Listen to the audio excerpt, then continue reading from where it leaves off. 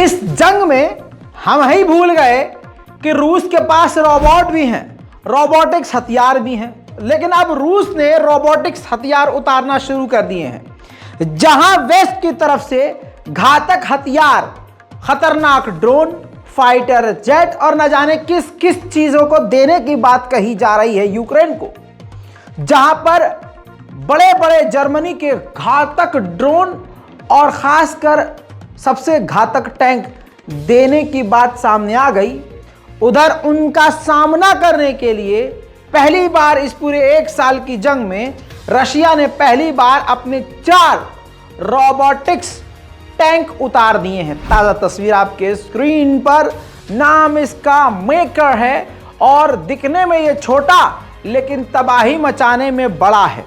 काफी फुर्तीला और ऑटोमेटिक है।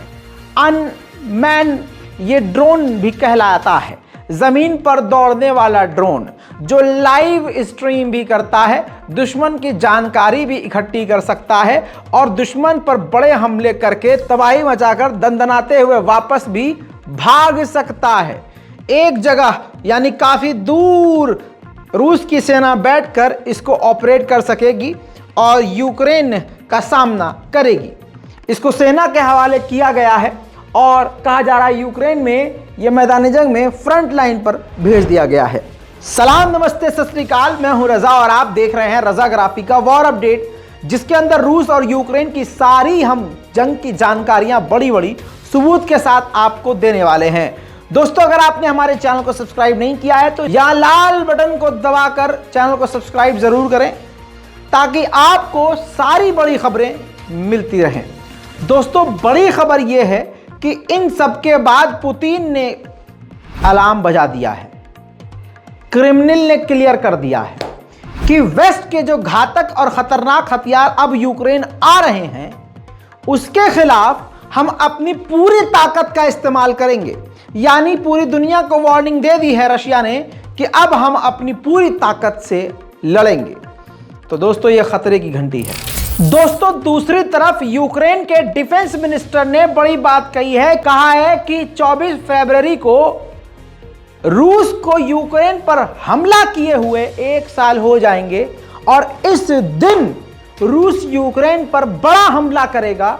5 लाख नए सैनिक तैयार कर चुका है रूस और बड़े हमले की तैयारी भी कर चुका है। तो थर थर पहले ही कांप रहा है यूक्रेन। 24 फरवरी का वो दिन था पिछले साल जब रूस ने पहला हमला किया था यूक्रेन पर।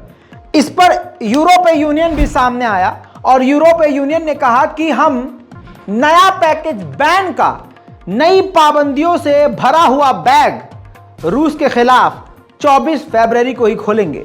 रूस ने यूक्रेन के करामातोर्स्क के इलाके में बड़ा हमला किया जिसमें कई सिविलियन के मारे जाने की खबर है और कई घायल हैं।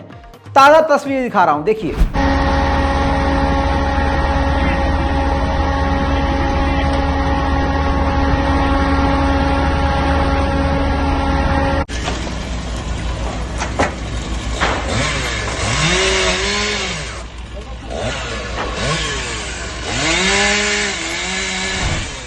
उधर ऑस्ट्रिया ने अपने देश से 4 रूसी एम्बेसी में काम करने वाले अधिकारियों को जासूसी का उन पर इल्जाम लगाकर 8 फरवरी तक की लास्ट वार्निंग देकर भागने को कह दिया है कि 8 तारीख आपके पास आखिरी दिन होगा, उससे पहले आप ऑस्ट्रिया छोड़ दीजिए।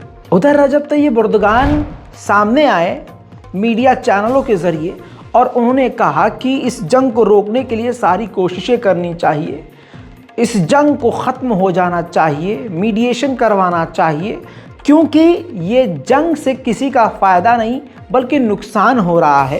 फ़ायदा उनका हो रहा है जो इस जंग का फ़ायदा उठाकर हथियार बेच रहे हैं। Certain countries have been sending tanks and weapons to the Ukraine. Is this the solution? Only time will tell. I personally think that only time will tell, but rather than well, I personally cannot say that sending tanks would fix this issue. These are high-risk endeavors, and also these line the pockets of weapon producers. अच्छा, Germany को दूसरी तरफ रूस ने आड़े हाथों लिया। Germany को रूस ने लताड़ लगाते हुए कहा कि पहले इसने कहा कि हम सिर्फ जो है मदद, मिलिट्री, वो मेडिकल हेल्प भेजेंगे। फिर इसके बाद इन्होंने छोटे मोटे हथियार भेजे। फिर उसके बाद इन्होंने ड्रोन मना किया, लेकिन फिर ड्रोन भी भेजे। फिर उसके बाद इन्होंने मना किया कि हम टैंक नहीं देंगे यार, हम टैंक नहीं देंगे। फिर टैंक भी दे दिया। फिर उसके बाद अब यूक्रेन ने फाइटर जेट मांगा है, इन्होंने मना कर दिया है, जर्मनी ने मना कर दिया है। लेकिन इसकी क्या गारंटी है कि जर्मनी फाइटर जेट नहीं देगा? उधर 80 साल पहले, ये इतिहास है और जेन्युइन इतिहास है, आप गूगल भी कर सकते हैं। 80 साल पहले जर्मन नाजीज और रूस यानी सोवियत संघ के बीच जंग हुई थी। तो जर्मन नाजीज को कुत्ते की तरह रशिया ने यानी उस वक्त सोवियत संघ ने हराया था। उसको लगभग 80 साल हो चुके हैं और उसी के वर्षगांठ पर रशिया ने परेड करी है और जश्न मनाया है।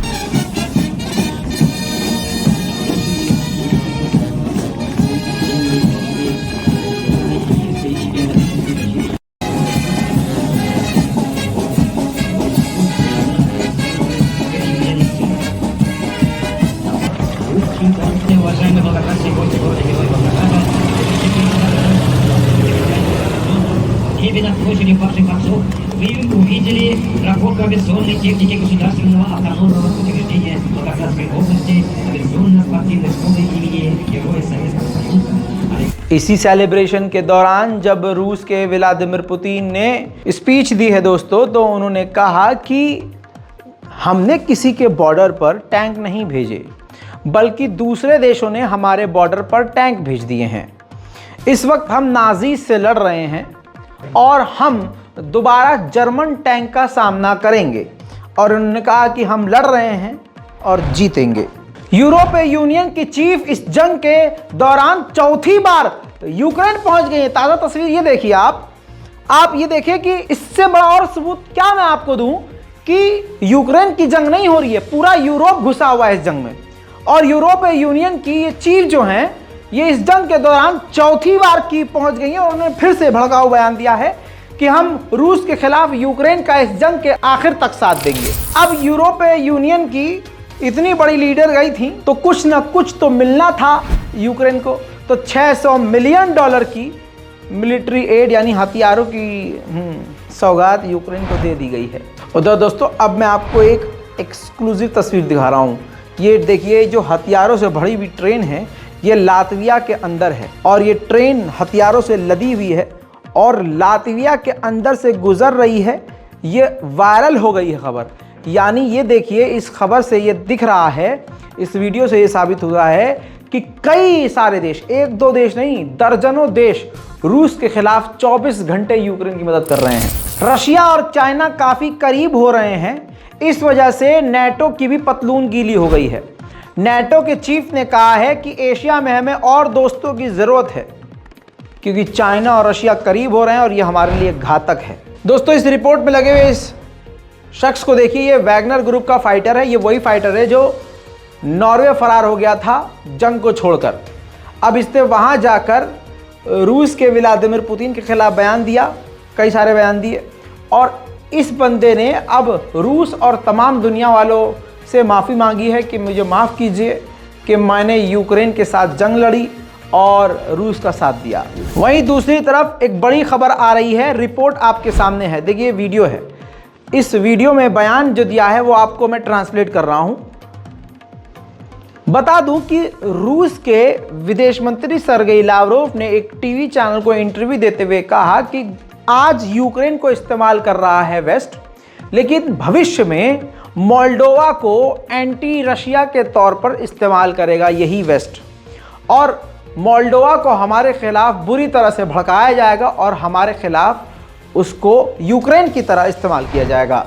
उधर दोस्तों बात करें रशिया की, तो रशिया ने यूक्रेन के कई इलाकों पर आज फिर से तोपें दागी हैं।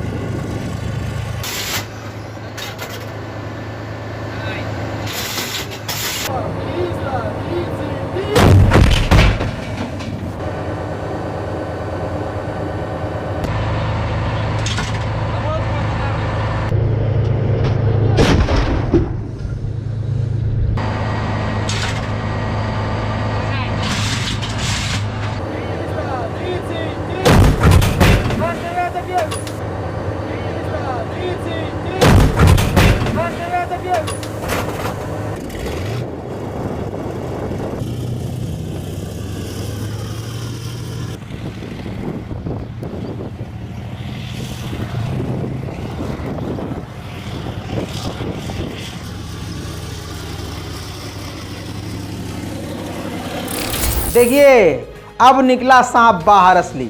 पोलैंड ने कह दिया है कि हम यूक्रेन को फाइटर जेट भी देने को तैयार हैं, लेकिन यह फैसला नेटो सुनाए तो। उधर डेनमार्क भी कूदा है। सुनिए, डेनमार्क ने कहा है कि हम 20 लेपर्ड टैंक जर्मनी से खरीदेंगे और उसको यूक्रेन को दे देंगे। रूस के पार्लियामेंट के लीडर ने कहा है कि नाजीज के जिस तरह से वर्ल्ड वॉर 2 में हमने टैंक जलाए थे, जर्मनी के टैंक भी इसी तरह से ये जलेंगे जो लेपर्ड 2 आ रहे हैं। उधर देखिए यूके ने भी कह दिया है कि हम भी फाइटर जेट दे सकते हैं यूक्रेन को। मतलब यूक्रेन का ज़ेलेंस्की इस वक्त ऐसा आदमी हो गया है, ससुरे ये किसी की बीवी मांग ले यूरोप देश की तो वो अपनी बीवियां भी दे दे इनको। इतने नंगे होते जा रहे हैं। भैया काहे जंग बढ़ा रहे हो, समझ में नहीं आ रहा है। यहाँ मेरे आसपास होते तो जूता गर्दन में मारता तुम सबके पकड़ के। भैया जबरदस्ती इतना बवाल कर रहे हो। अबे पूरी तरह से यूक्रेन बर्बाद हो चुका है, रशिया टूट चुका है, मजे तुम ले रहे हो बीच में। जनता दोनों देशों की परेशान है दोस्तों। हम भी रोज वॉर अपडेट देके खुश हो रहे हैं, अच्छा ऐसे हो गया, अच्छा ऐसे हो गया। लेकिन हम ये नहीं सोच रहे कि यूक्रेन के लोग मर रहे हो या रशिया के। अबे मर तो इंसान रहे ना यार, इसमें धर्म नहीं देखो, इसमें देखो मर इंसान रहा है। उन बच्चों का क्या कसूर, आम लोगों का क्या कसूर, लेकिन नहीं। इसलिए कह रहा हूं दुआ कीजिए ये जंग खत्म हो। अब भैया करप्शन भी यूक्रेन में दबा के चलने लगा था। ऐसा करप्शन कि यूक्रेन के डिप्यूटी डिफेंस मिनिस्टर ने बहुत सारा घोटाला किया हथियार खरीदने में और जो फौजियों की ड्रेस होती हैं उसको खरीदने में, जो डिफेंस में इस्तेमाल होने वाले हथियार हैं उसको खरीदने लेने में।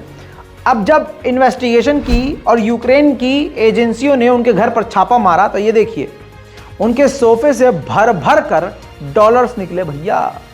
उधर व्लादिमीर पुतिन के मित्र और पूर्व राष्ट्रपति दिमित्री ने कहा है कि 2023 में ही हम जो है अपने रूस के सैनिकों को एडवांस हथियार और ज़्यादा तादाद में हथियार देना शुरू कर देंगे।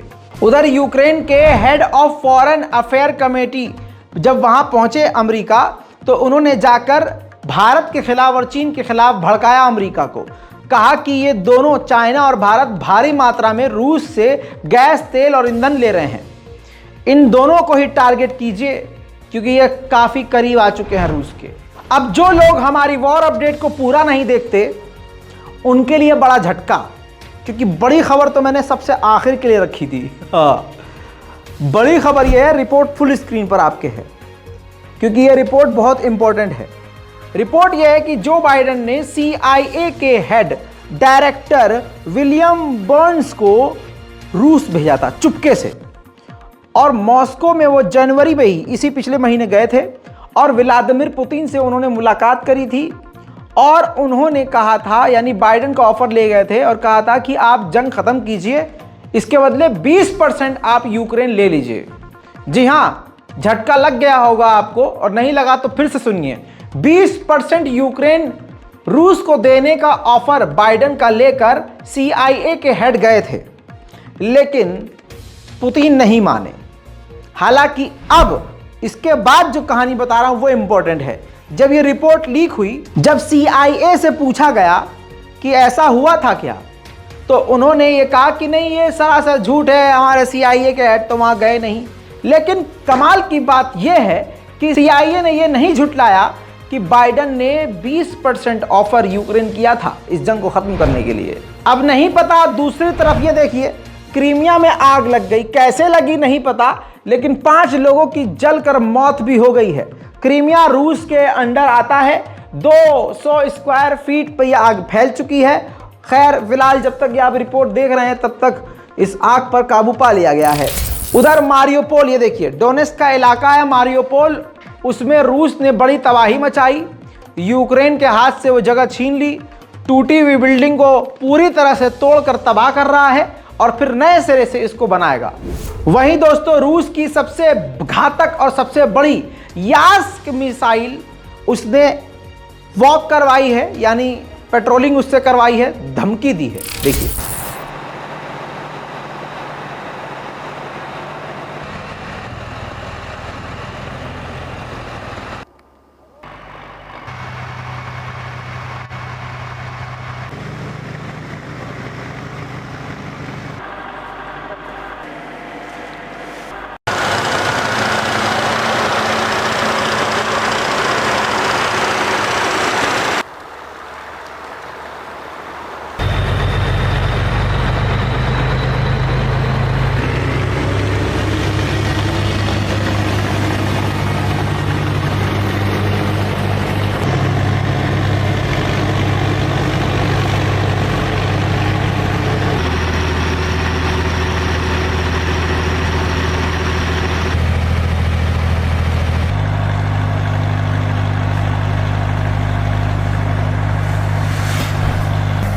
आज के वॉर अपडेट में मेरे दोस्तों इतना ही। इस पूरी रिपोर्ट को शेयर कीजिए, दुआओं में याद रखिए, नीचे कमेंट में राय अपनी जरूर लिखिएगा। जय हिंद।